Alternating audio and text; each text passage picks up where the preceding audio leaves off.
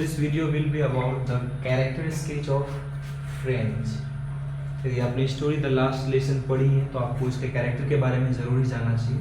मैंने काफ़ी simple language में कोशिश करी है इसके कैरेक्टर को डिस्क्राइब करने की। So let's begin. French is the main character of the story.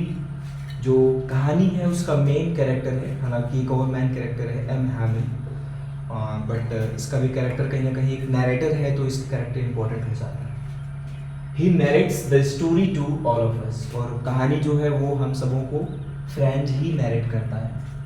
He is a young boy who reads in school. वो एक यंग बॉय है जो कि स्कूल में पढ़ता है। He does not like to spend his time in study. वो अपना वक्त पढ़ाई में बिताना पसंद नहीं करता है। He goes out of the school for different activities like looking for the eggs in the nests. मतलब वो स्कूल छोड़कर या स्कूल से बाहर बंक करना एक तरह से कहते हैं। वो स्कूल छोड़कर चला जाता है बाहर कहीं घोंसले में अंडे ढूंढने या और भी कुछ दोस्तों के साथ वक्त बिताने, इस तरह की एक्टिविटीज को करता है। His carelessness takes a sudden turn. उसकी जो ये लापरवाही है अचानक से सीरियसनेस में बदल जाती है। When he comes to know that, जब उसे पता चलता है कि it was his last lesson, कि ये उसका last lesson. He feels very sorry that he never took interest in his study, और उसे इस बात का काफी बुरा लगता है कि उसने पढ़ाई में कभी इंटरेस्ट नहीं लिया। He admits that he never listened to his teacher carefully, और इस बात को स्वीकार करता है कि उसने टीचर्स की बातों को केयरफुली नहीं सुना, सावधानी पूर्वक नहीं सुना। When he came to know that it was the last lesson of the French language, जब उसे पता चला कि ये फ्रेंच लैंग्वेज की आखिरी लेसन थी, he became very sad, वो काफी दुखी हो गया। He becomes very emotional, और वो काफी भावुक होता है and regrets for his acts, और अपने किए गए कार्य पर पछताता है। मतलब जो उसने किया था कि पढ़ाई की तरफ ध्यान न देना, इस चीजों को लेकर वो काफी रिग्रेट करता है। That day, और उसी दिन he realizes that, उसे एहसास होता है कि learning a language is very important, कि किसी भाषा को सीखना कितना महत्वपूर्ण है, और खास करके तब जब वो आपकी मातृभाषा हो, आपकी मदर टंग हो। He feels very deep, और वो काफी कह सकते हैं कि अंदर से महसूस करता है when Emmanuel says that our language is like a key to our prison, कि हमारी जो भाषा है वो हमारे लिए एक चाबी की तरह है, हमारे कैद के लिए एक चाबी की तरफ है।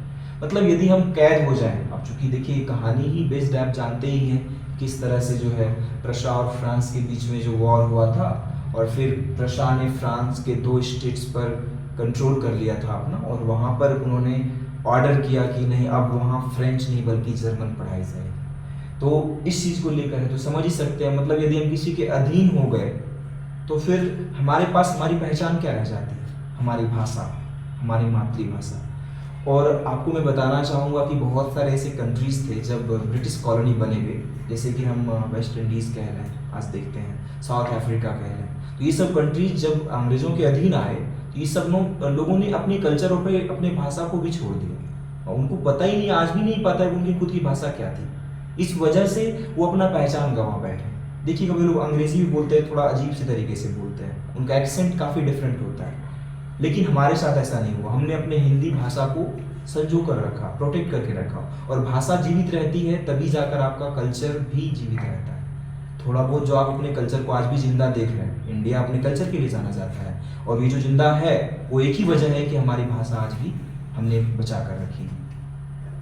He feels very bad that he would never get a chance. उसे काफी बुरा लगता है कि उसे कभी मौका नहीं मिलेगा to learn this language again, इस भाषा को फिर से सीखने का। फ्रेंच कैरेक्टर, अब हमने कंक्लूड करते हुए लिखा है कि जो फ्रेंच का कैरेक्टर है is an inspiration for all of अस, हम सबों के लिए एक प्रेरणा है। Most of the students think that studying is not that important, कि पढ़ाई उतनी जरूरी नहीं है। हम लोग अक्सर ऐसा अंडर एस्टिमेट कर लेते हैं, खास करके ये जो एज होता है ना, उस एज में हम लोग पढ़ाई को उतना तवज्जो नहीं देते हैं और सब चीज़ों में ज़्यादा इंटरेस्ट आता है। When they come to realize, और जब उन्हें एहसास होता है, it is too late, तब तक काफ़ी देर हो चुकी होती है। So we all must learn a lesson from his character, हमें उसके कैरेक्टर से काफ़ी कुछ सीखना चाहिए। That how important our studies, खास करके यह कि हमारा जो स्टडी है वो कितना महत्वपूर्ण है, हमारी जो लैंग्वेज लर्निंग है वो कितनी महत्वपूर्ण है। देयरफॉर, और हमने लास्ट लाइन लिखा है कि इसीलिए we can say that French character, कि जो फ्रेंच का कैरेक्टर है, teaches us a lot of things, हमें ढेर सारी चीज़ें सिखाता है, बताता है। स्वाभाविक है इस कहानी में हालांकि एक और कैरेक्टर है एम हैमिल का, तो हुआ तो हम उस कैरेक्टर को भी करवाएंगे। फिलहाल के लिए थैंक्स फॉर वॉचिंग।